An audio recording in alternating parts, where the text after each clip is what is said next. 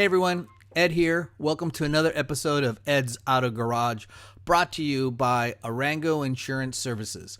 Arango Insurance Services is your traditional home, auto, commercial insurance brokerage that specializes in providing insurance to the automotive industry, from exotic and collector cars and private automobile collections to insuring automotive OEM repair shops, restoration shops, automotive component manufacturers, and even dealerships, new and used.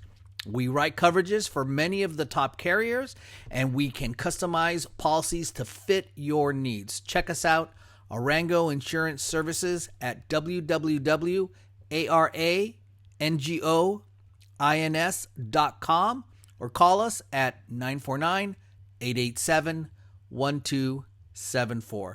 Again, Arango Insurance Services, 949-887-1274. Stay tuned to the podcast. It's really good.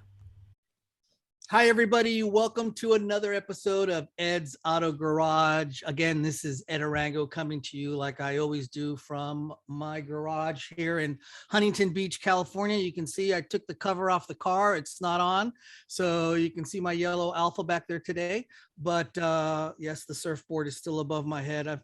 I was told that it looked like I was balancing out on my head on a couple of podcasts, but no, I do not balance it on my head.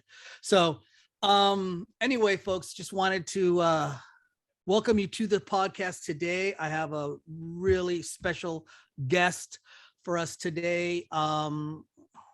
Those of us that have kind of grown up around motorsports or sports in general, because it's just not been motorsports. Today's guest is Bob Varsha, and Bob spent a period of time with ESPN, Speed Vision, Fox, and an array of different sports, primarily kind of in the motorsports. So please, thank you, Bob, for hopping on here. I appreciate having you on board. Thank you very much, Ed. Good to be with you. Thank you. I guess first thing is, as we all that followed sports and were, what was it, at the beginning of 2020 or 29 at the end of 2019, 2020, somewhere around there, what luck, right around the time that COVID started getting crazy too, or started, we all heard and were shocked to hear that you had some cancer issues. Can you bring us up to speed a little bit on how you are today and how that whole process has played out for you? Well, thanks, Ed. I'm good. I'm in remission. The doctors are happy, so I'm happy. I was diagnosed with prostate cancer in late 2019. And then in 2020, due to an incorrect diagnosis by a very highly regarded pathology lab, I was put through some extremely difficult chemotherapy, which, of course, took all my hair and turned me yellow and lowered my immune system to the point where after the chemo, I got COVID-19. Oh my. I like to bunch my diseases together.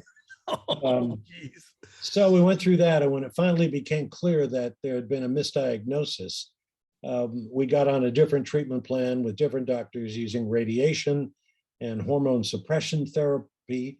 And that's where we are right now. I'm taking Neulasta shots.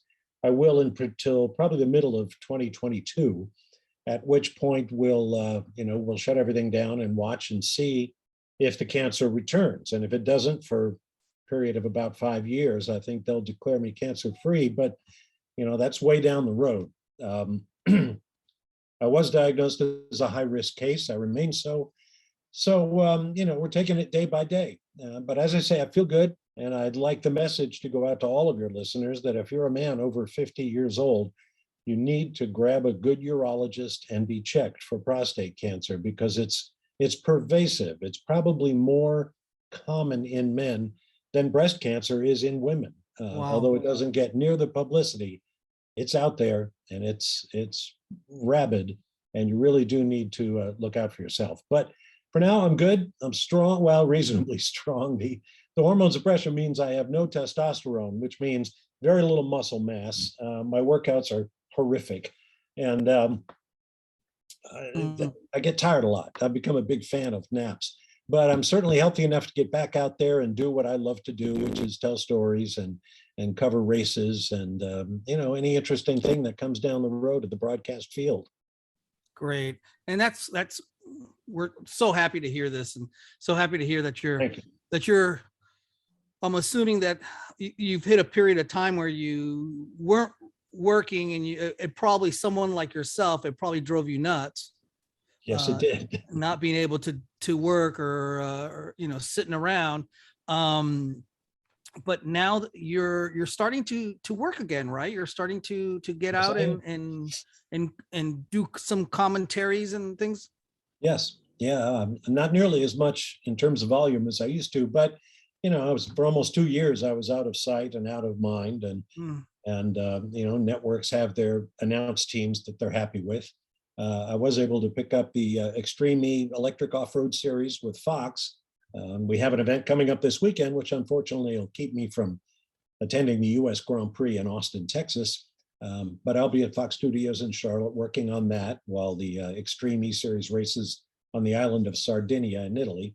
Oh, wow. Last weekend, I was in Indianapolis to help out on the broadcast of the SRO Intercontinental GT Challenge, Indianapolis 8 Hours, which was a lot of fun. That was a live race call and a real nose full of it over 8 hours, working with my old friend Calvin Fish and a great young talent named Ryan Marine.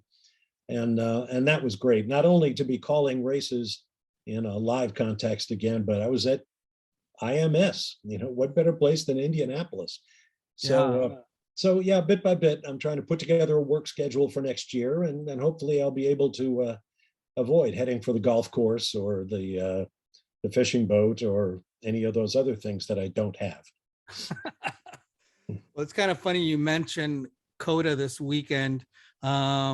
Yes, I am here in Southern California, and I will be getting up at 4:30 in the morning to take my two sons to the airport at LAX, so they can get themselves over there to COTA. So they're going to be there for the whole weekend. So Excellent. that'll be good. So good. So we're obviously glad that you're back in the saddle and working, and in your line of work. Are you kind of like freelance? Do you kind of freelance and whoever picks you up? Is that how it works now for you? Yes. I've worked for just about every network you can name. Worked for Fox as an employee for about 15 years. I freelanced with ESPN. I did work for an independent production company on the old Motor Week Illustrated shows that some of your older listeners might recall, alongside Dave Despain. But yeah, I'd say the bulk of my career has been as a freelancer, and that's what I'm doing right now. So it was funny because I mentioned it to a friend of mine that you were going to be on with me, and he's a Dartmouth graduate, and he was like, oh yeah, he graduated, he was like 10 years behind me when, but yeah, we know, Bob Varsha was about 10 years behind me in graduation. But after school, after you finished college, how did this career, did you hey, I'm going to be a broadcaster, or how did it all kind of like come to play for you? No, couldn't have been farther from that situation. After college at Dartmouth, I came down south to go to law school at Emory University here in Atlanta, Georgia, thinking completely that I was going to be an attorney and that would be my career and my life. But I was also a runner of some small distinction in college. And when I thought my athletic career would be over when I came to Atlanta, it turns out to be the exact opposite, because Atlanta's a huge sports city. And I fell in with the Atlanta Track Club and kept on running, and almost qualified for the Olympic team in the marathon in 1976. And I became the director of the Atlanta Track Club, and our biggest single event, which is the Atlanta Journal-Constitution Peachtree Road Race, which has 65,000 loonies running down the main drag of Atlanta on 4th of July morning. So I did that for a couple of years, and then I got a call from the folks at Turner Broadcasting, which is based here in town, and their superstation TBS, which carries the Brave games and stuff like that. They wanted to broadcast the race live on 4th of July morning, but they didn't have anybody on staff that knew anything about the race and who was in it and how you organize it. And somehow they got my name. I don't know how. They hired me. I did the broadcast and we all shook hands, and I thought, okay, well, that was fun. But I thought that was the end of it. And then 6 weeks later, I got another phone call, and they asked me if I'd like to audition for a part-time job working in news and sports over at Turner and its young CNN news organization. So I did that. And you were going to law school during this, right? Yeah, well, I actually finished law school when I started okay. my TV career. I was practicing law here in town, which I did for about 4 years before the TV thing led from one stepping stone to another. I met the folks from World Sports Enterprises who did the Motor Week Illustrated show. They sent me out to all of the IMSA races in the golden age of prototype sports cars, Camel GT, where I did what were called video news releases. I'd go there by myself with a cameraman to shoot the race, interview people, compile the results, put together a 90-second to 2-minute news feature, which went up on satellite for all the TV stations around the country that wanted the information but couldn't send somebody to cover the race. And I did that for a while. And through that, I met the folks from ESPN who were broadcasting the series. And they said, well, how about coming over here and calling races for us? And I thought, okay, I'll have to gear up for that. So I went to ESPN, and over the next decade or so, I was covering not only a broad spectrum of motorsports, but also figure skating, gymnastics, water skiing, track and field, which of course was my strength at the time, and on and on and on. So I had this tremendous diversity of sports. I was happy as a clam. Had to gear up for every sport I covered, which was a lot of fun for me, having to learn something about a sport you knew nothing about. So then based on my vast experience, I could turn around and start talking to the world about what it was that we were doing.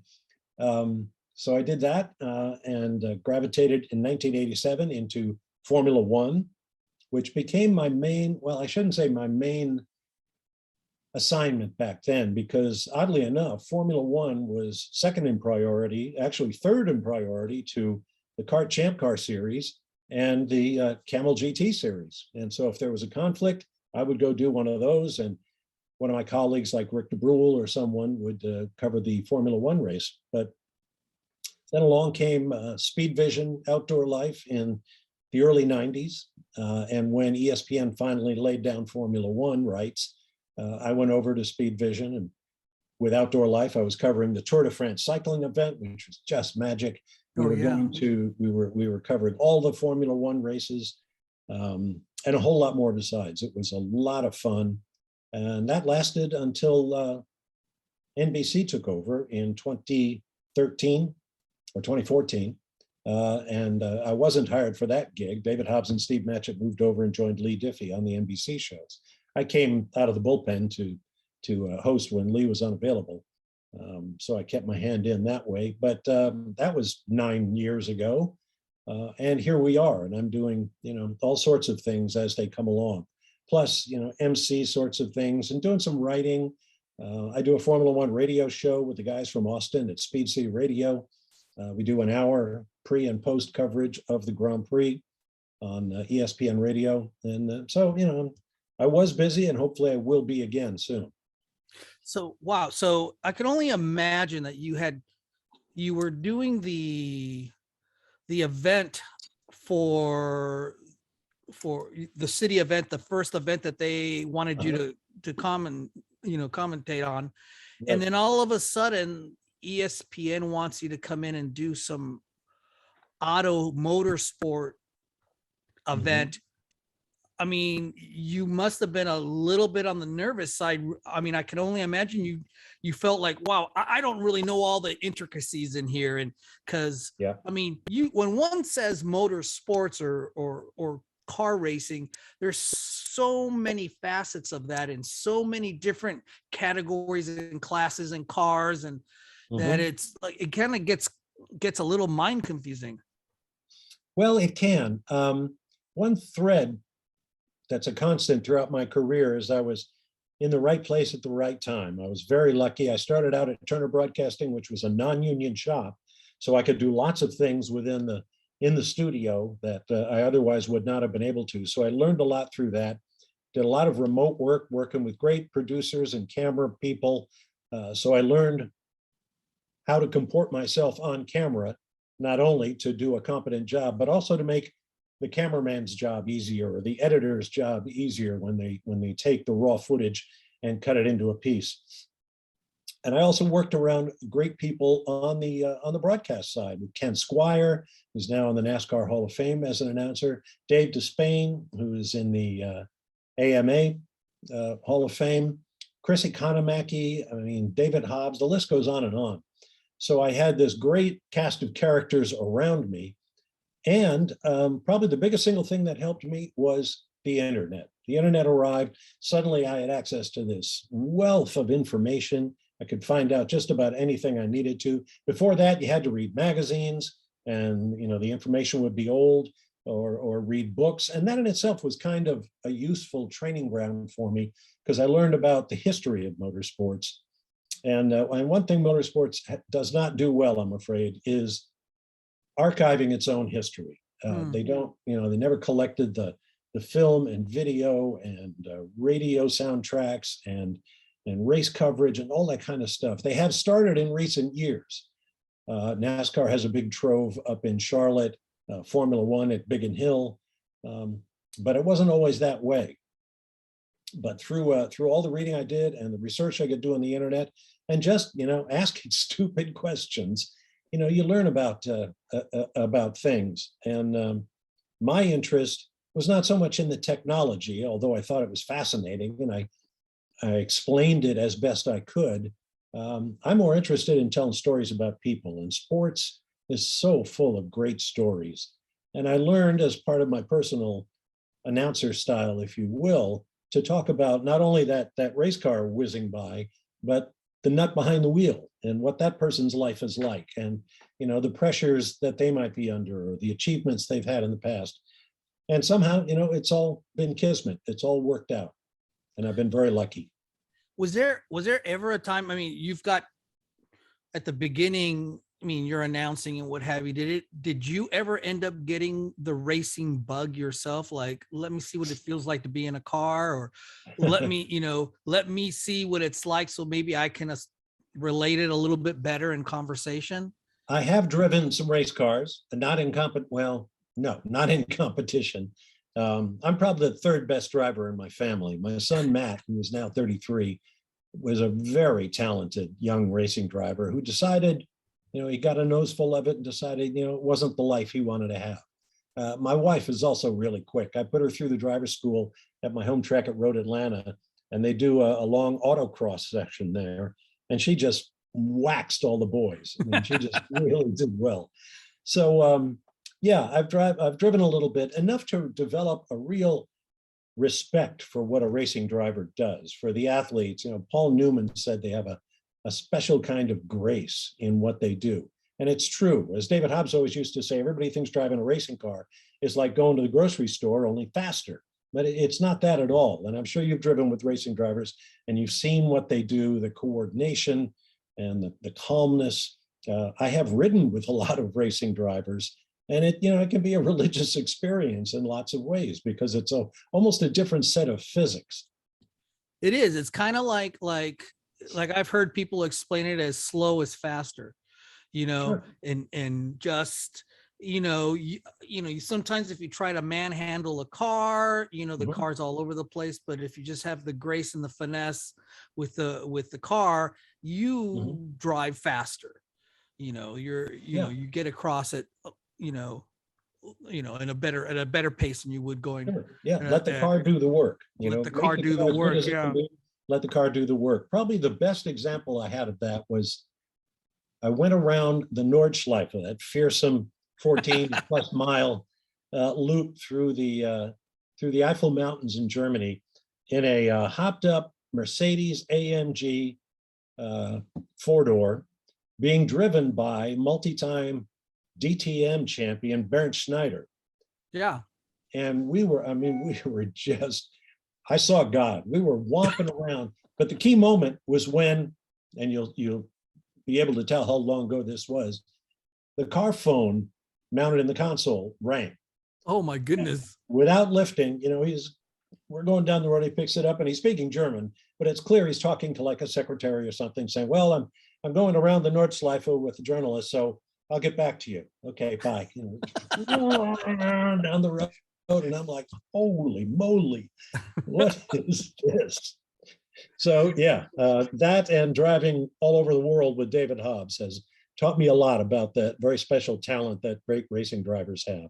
And it seems like you and David Hobbs have had a real good friendship relationship. I mean, the chemistry is real good between you guys. And watching, I'm pointing at my television. I'm watching it on TV, and seeing you guys, how you guys interacted. I mean, it seems like you guys had a real good, genuine friendship. Yeah, that rapport. We worked together for so many years, probably 25 or more in all. And because of the nature of the business, this is not network television. We're working for cable, so our budget's a lot smaller. So we shared rental cars and things like that. We spent a lot of time in each other's company.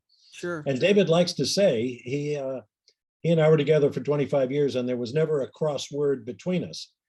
That's not to say we didn't get a little mad at each other now and then, but there was never a cross word. And he was like a brother to me, and we had a great time. And then when Steve Matchett came along, we worked with Sam Posey. And the key to the thing is you need chemistry in the booth, just like you do in a race team.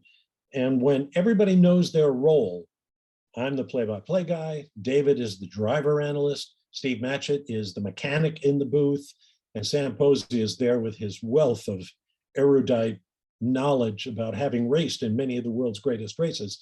And everybody, kind of stays in their lane. It just clicks. And those were some of the most fun years I've had in the announce booth, was working with those guys because we had that chemistry. If you look back at all your time in, being around the motorsport industry and seeing some of these youngsters come up and then they develop and then they kind of fade away as they age. Is there anyone that really stands out to you that you could, I guess, almost say like admire their full career, maybe their diligence, their perseverance and working and being on the track and of all the people, even back from maybe, Mansell days or Senna days, or even up to the contemporary days? Well, everybody's a little different with their own personalities, their own strengths and weaknesses. There's certainly admirable characters like Ayrton Senna, like Michael Schumacher, certainly Nigel Mansell, who has a fairly unique story in his climb to the world championship as a driver, then coming to IndyCar and doing so well here. Probably among my favorites are, of course, Mario Andretti, who I consider a friend. Mario, perhaps the greatest all-rounder that we've seen in motorsports, because drivers these days with their big contracts don't often get to be all-rounders and go from an open-wheel car to a sports car or a stock car, or whatever it might happen to be. Mario has driven everything, won in everything, and he is one of the most special people in my experience. But another one, for kind of a very different reason, is Alex Zanardi, who is perhaps the most determined, optimistic person I've ever met. Came over after a fairly mediocre Formula One climb, came over to Champ Car and displayed this incredible ability. He and Jimmy Vasser, ideal teammates, won so much for Chip Ganassi Racing. And then Formula One being his first love, went back there. And then when that didn't work out, he was back in IndyCars and had his terrible accident in Germany. and became a gold medal winning Paralympic athlete, a hand cyclist. And we all hope that that we'll be able to chat with Alex again sometime soon after that terrible road accident he suffered while doing a charity ride in his native Italy. But he is just an astonishing human being. His strength and courage, and as I said, his buoyant spirit and optimism, really a special guy. You said a little bit ago, you mentioned that that F1 was kind of number 3 tier in like, I don't want to say, I don't know if I should say importance or or favor. ESPN was concerned. It was a reflection, I think, of what ESPN considered to be the value of Formula One to their viewership. I mean, it just did not draw fans the way those other motorsports other ones do. Yeah. Now did you personally or your co-anchors, I mean, did you guys see that as the pinnacle? Like, I'm doing Formula One. I mean, it doesn't get any better than this. I guess it depends on your perspective. In terms of prestige of the motorsport, yeah, Formula One was top of the heap. Plus, and this is my own personal preference, we actually went to all the races. So I was going to England and France and Germany and Belgium and Italy and Australia and Japan and on and on and on. And that was just great fun. But in terms of the audience it drew, no, Formula One wasn't number one. And how could it be? They wanted to be on live. Bernie Ecclestone's contracts insisted they be on live, which meant they were on, very inaccessible time slots for the average fan. In terms of motorsports here in the United States, IndyCar was the pinnacle. Champ Car, those years were absolutely fabulous. And then in the mid 90s, we had the split with the IRL and everybody got mad at each other. And NASCAR suddenly became, the ultimate end all and be all of American motorsport. But there's such a richness to the motorsports scene in America. There's, from the Indianapolis Motor Speedway down to, your local dirt track. The variety is endless. The personalities are fabulous. And that's why I coach young people who come to me and say, how can I get a job broadcasting motorsports? I have to tell them, I have no idea. My job found me. I didn't train for it in academia. I wasn't selected and placed in there. I just, kind of worked my way in. So what I tell them is to start wherever you can, even if it's at a local radio station, writing for your local newspaper, doing PA at your local racetrack. Just get out there, get yourself out there, be active on social media, do all the kinds of things that you should probably do if you want a real public facing job like broadcasting. I think getting back to your original question about why Champ Car and sports cars and NASCAR were more important than Formula One, there were a lot more eyeballs on those motorsports in the United States. Yeah, I mean, it's kind of funny. I mean, I grew up here in Southern California, and you kind of take it for granted. Motorsports just in general from, we had close, I started thinking back into like maybe the early 70s. We had a quarter midget track down the road from our house, or from our house. We had a quarter midget track. We had, back in the day, we had Ontario Motor Speedway, which was down the road. And then we had, NHRA,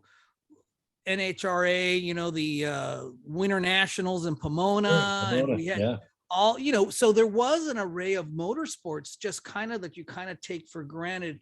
And, now we've got, Fontana out here. And now, in the last, what's it been, 8 or 10 years now, that, has it been already that long that Coda's been there? Has it been there? Yeah, been there for a decade. Has it really? First race in 2012. Holy moly, man. Time flies. Because you think about it, it was just like, you'd be so excited to see like aerial views of the dirt, when they were kind of putting it together. Right. But man, time flies. So, and then now we've got for F1, we've got Miami Yep. or Florida. It's Miami, right? Is that where it's going Well, to it's be? Miami Gardens, which is actually north of downtown Miami. Okay. It's where billionaire Stephen Ross has his football stadium. I think it's a Hard Rock Stadium where the Miami Dolphins play. And he's the king of the castle there, and he decided he wanted to have this race. Formula One management wanted another race in the United States in a really diverse city like Miami. So they've arranged for this temporary racing circuit around the stadium. It's going to be fascinating to see how it works out. Wow. And I know, and I've heard them talk about even wanting more racing in the US. Mm-hmm. And I mean, what's your take, Bob? Do you think that they would maybe step into to Long Beach and do like they did Long Beach a while back, a long time ago? They did F1 in Long Beach. They raced at Long Beach for 6-7 years. Yeah. Started out as a Formula 5000 race, which was big 5-liter Chevy engines in what looked like Indy cars, but it was an SCCA sanctioned series. They did that for 1 year, all the while knowing Chris Pook, as the organizer, knew he was going to bring in Formula One. They came in the second year, there for about 7 years, I guess. And then, the demands of Formula One, tens of millions of dollars to bring the circus to town, were too much for Pook and his team. So they turned to Indy cars, and the rest is history. It's become a fabulous event. So I don't see Formula One going back in there. Also, the circuit is getting more and more constrained as development continues in that area.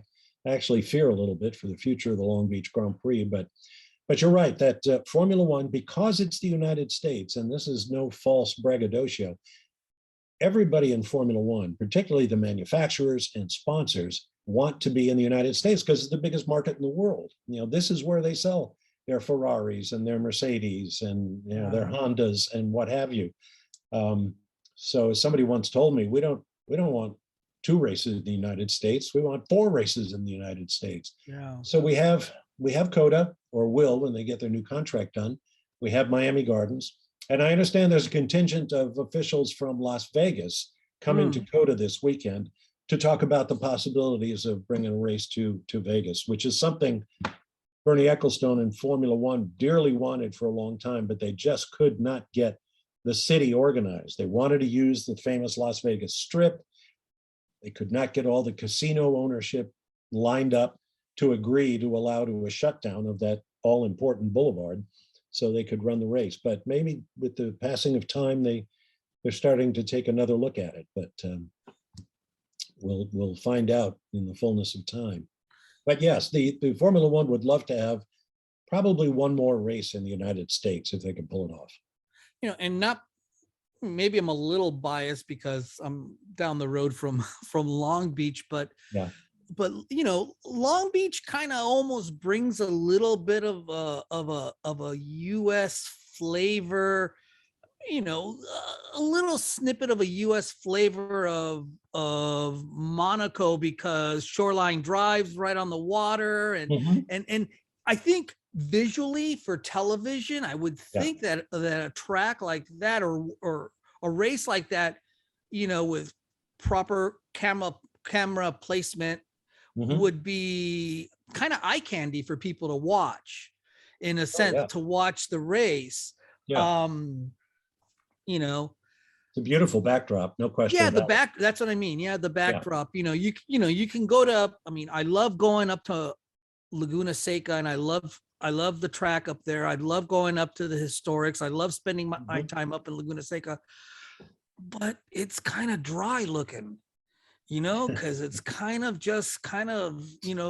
no greenery. It's not like the East Coast or something like that on the tracks and stuff like that. California's drying up. Everywhere you look. I mean, the first time I saw Sonoma, when the grass was green, I thought, what the heck? I've never seen green grass at Sonoma. But of course they have it. I'll tell you one other thing that I think might be a challenge for Formula One in the not too distant future is the growing strength and popularity of the IndyCar series. We're hearing about more teams coming. We may have 26, 28 teams next year. You've got great European drivers coming over. Nico Hulkenberg, who is a terrific ex-Formula One driver, is going to be testing after COTA at Barber Motorsports Park. I may drive over there. It's about 2 hours from my house here. Hmm. But the Romain Grosjean's in the series. Marcus Ericsson came over. You know, the word is out there. Fernando Alonso helped carry the torch of IndyCar back to Formula One. And there's a lot fewer noses in the air, if you will, than there used to be about the difference between IndyCar and Formula One. So who knows what could happen?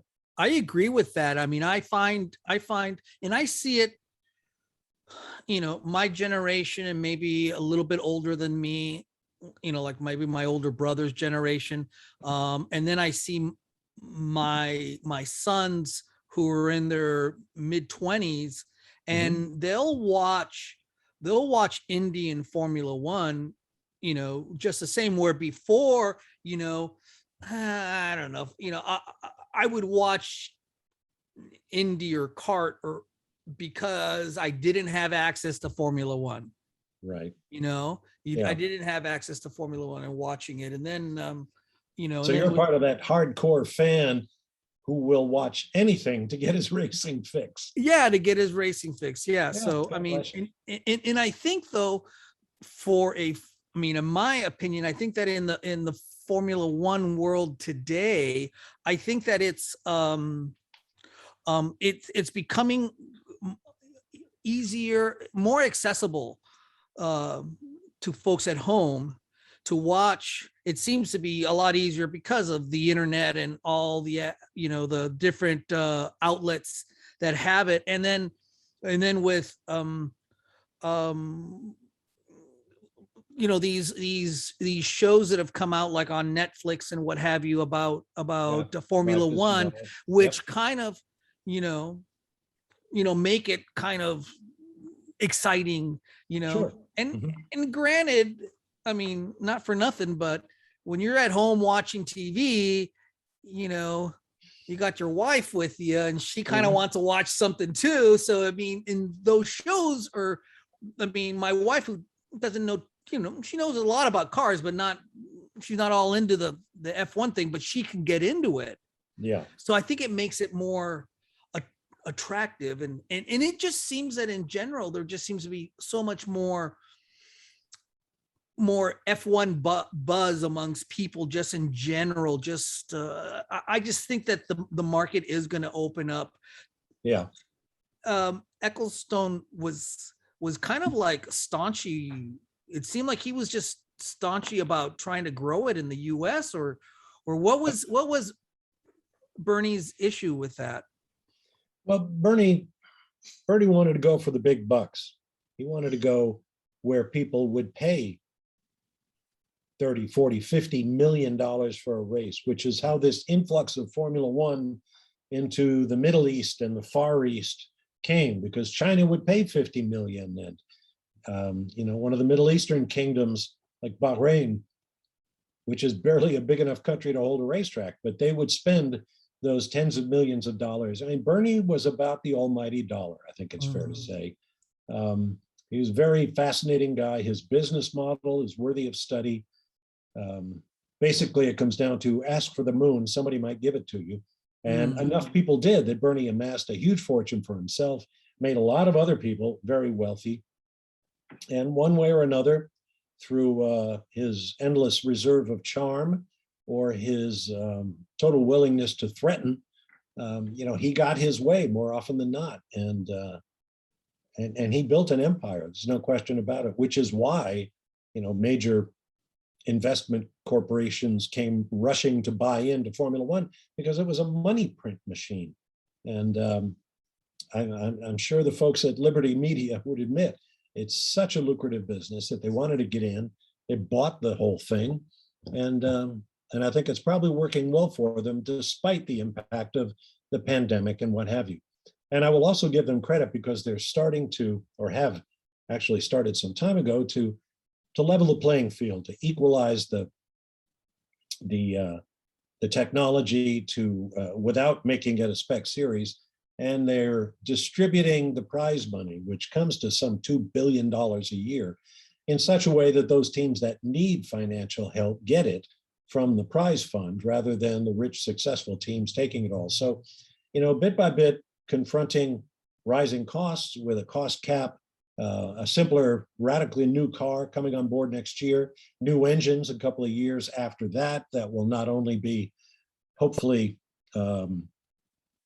more reliable and more relatable to the manufacturers, who, after all, are the money machines that keep the wheels turning.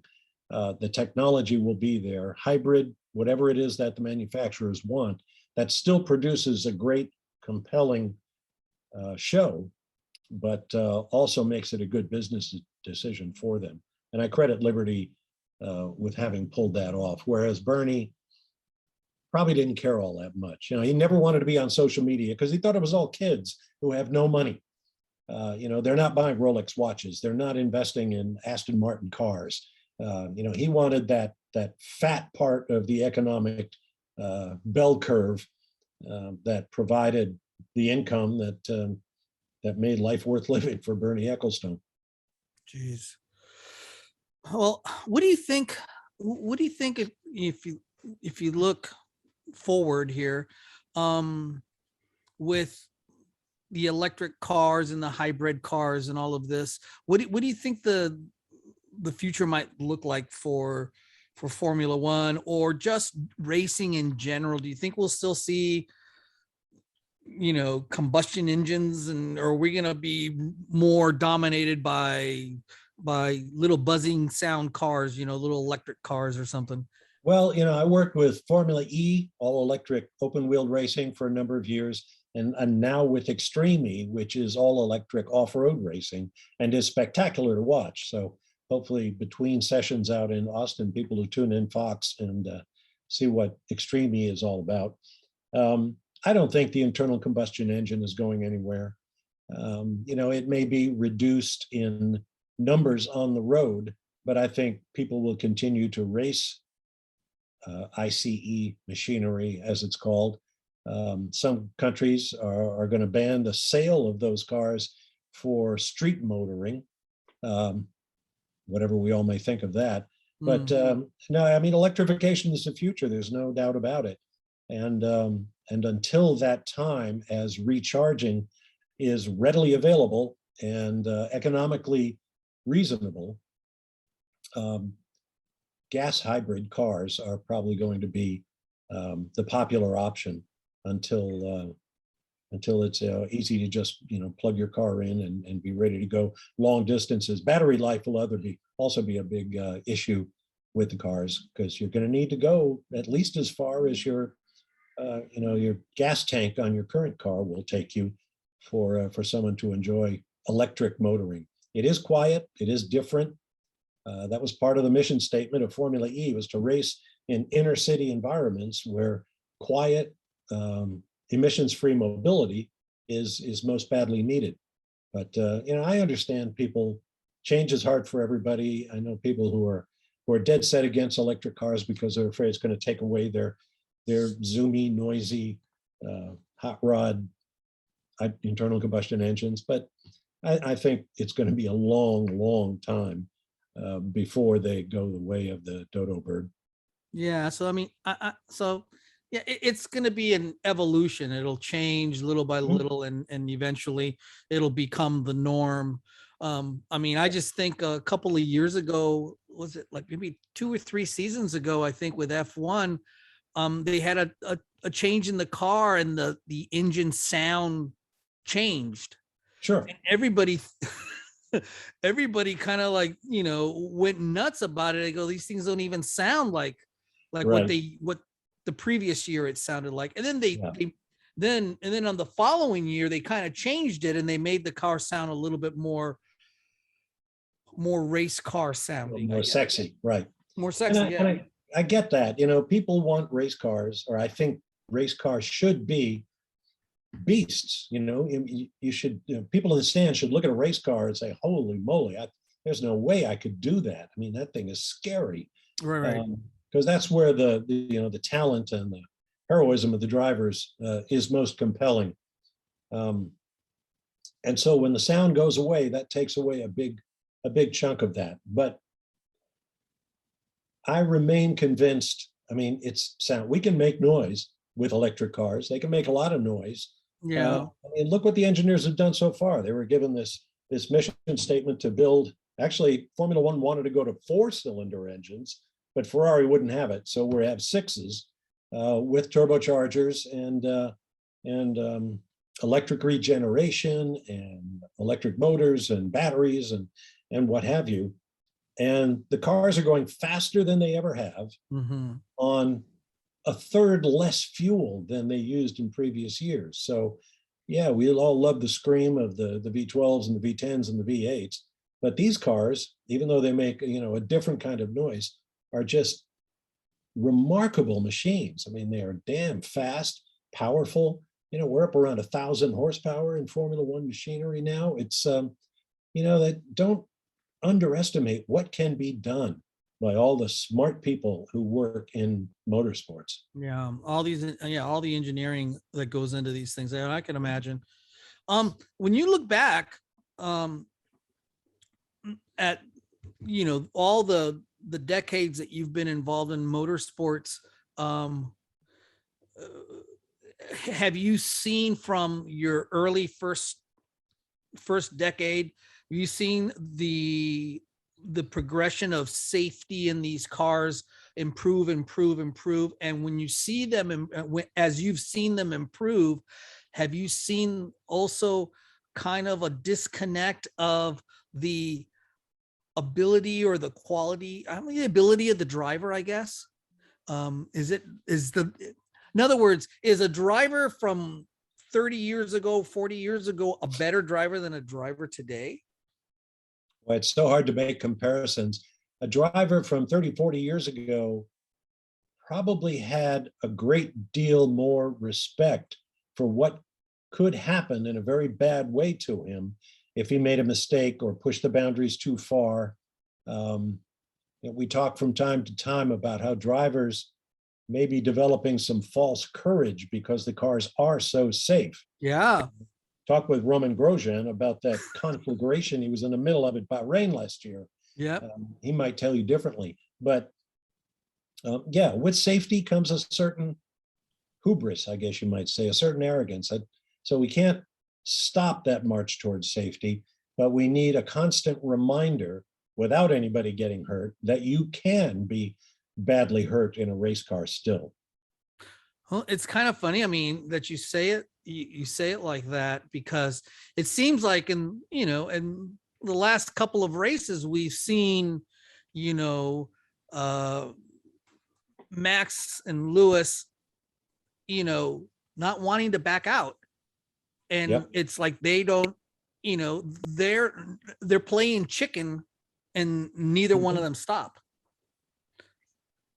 Yeah, they're playing mind games for sure, and it's going to be interesting to see what happens in these 6 races coming to wrap up the season. But that may be a pretty good example of the fact that there's 2 drivers who figured they could do this and not get hurt, or at least they were willing to take that gamble, right? Because it's been such a long time before somebody was really seriously hurt in a race car. It's a very strange dynamic, I have to say.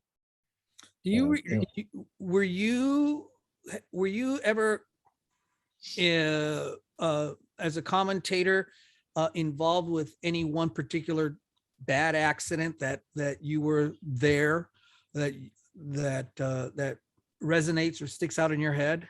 Oh gosh, I counted it up once. At least 5 times I've been involved with a race call in which a driver was killed. Wow. Jim Fitzgerald in a Trans Am car in St. Pete, Florida. Certainly Ayrton Senna. I was not in Italy. I was working with Derek Daly, and we called it from the basement of ESPN in Bristol, Connecticut. I've had fans killed at racetracks. That happened in a Champ Car race at Michigan once. So these things happen, and you have to be ready and you have to be able to deal with them when they happen. One of the things. Go ahead. No, I'm sorry. Go ahead. I'm sorry. Well, I'm fond of quoting the expression credited to Ernest Hemingway that there's 3 true sports: mountain climbing, bullfighting, and motor racing. And the rest are all just games. Clearly, what Papa Ernest was talking about was you have to have some skin in the game. It's a sport if there's a chance you could get hurt doing it. I don't know why he didn't throw boxing in there because he was a huge boxing fan. Yeah. But yeah, that's I think that's an interesting definition, interesting dividing line between sports where you can get hurt and games where you just win or lose. So in situations like that, when all of a sudden you have a red flag and everything's kind of slowed down, you guys as commentators, I mean, you guys have to have conversation and be able to talk all the time. That's it's gotta be hard. I mean, to keep the people's attention going and to keep the conversation, you can't sit there and go, okay, we're going to take a break for 10 minutes and let you guys just watch the screen. But you mean in situations where someone does get hurt, or just races generally? Just race in general. When after once there's been a red flag and there's a lull after race. My very first race was my very first Grand Prix, I should say, was Austria in 1987. And I was asked to come in and substitute for Sir Jackie Stewart, who was the host of Formula One on ESPN that year. And I thought, heck, I've done the 24 Hours of Daytona with 200 drivers, and it goes on forever. I can go to a 90-minute Formula One race with 26 guys in it and call that. So I fly off to Austria, and I wind up presiding over the first double red flag race in the history of Formula One. Line them all up, down the course they go. They haven't completed a lap before they all wind up in a big steaming pile. All right, stop everything, untangle everybody, get back to the garage, get your backup cars out. After an hour and a half or 2 hours, off they go again and do the same damn thing. Oh my Another goodness. big pile of cars. So it took, I don't know, I guess about 3 hours before we did one green flag lap. And so there was a lot of that kind of idle talk. Yes. That you were talking about. Fortunately, I had Chris Economaki there as my analyst, and Chris was never short of words. And we watched Alain Prost in one camera shot was walking along with Jean-Marie Balest, who was the president of the FIA and FISA, as it was then known, the sporting arm of the motoring sanctioning body.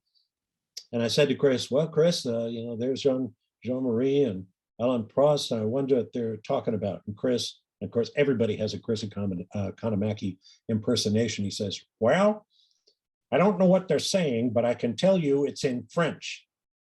So we went on like that for a while. I mean, we lost the satellite because all the nations that were gathered there had only reserved it for like three hours, I guess. And my producer from ESPN put his personal American Express card down to hold the satellite open so that we could finish. So the whole world rode our ESPN feed of the race because it was the only one that got through. So that was a pretty mellow occasion. But I tell people, the easiest races to call are the exciting ones, the compelling ones. I mean, the race speaks for itself. Right. I don't need to tell you what you're watching. Cars are running close together. It's exciting stuff. I'll give you the information that I can, and that's easy. The really hard races to call are the dull ones, the snoozers, where cars are all spread out all over the track. Nobody's doing anything exceptional. And that's when your mind starts to wander and you watch the butterflies overhead. And the next thing you know, you say something really stupid that you have to apologize for. And I've been in that situation before. Oh, it's kind of like the last F1 race we had was a little bit of a snoozer, but yeah, no, I can imagine that's, when they're active, the time is going to go by. Sure. A lot quicker. Yeah. Bob, thank you so much for doing this. Tell everybody where can they hope to see you next? Where's the next spot for someone to listen to you? Or well, as I mentioned, I'm doing Extreme E on FS1 and FS2 this weekend and the Fox networks. We have one more event in December for Extreme E. And 2022 is really a work in progress right now. I'm hoping to pick up some some work either covering sports car racing or something else, or maybe come up with a new idea for a certain form of motorsports programming that people might find interesting and entertaining. But right now, it's pretty much an open book, and I'm looking forward to whatever it is that's going to happen. Perfect. Okay. Well, thank you so much for spending this time with me here. I appreciate it so much. Again, thank you. Thanks for the stories and sharing Bob Varsha with everybody. Again, everybody, thank you so much. And we will talk to you guys all on the next podcast. Thank you.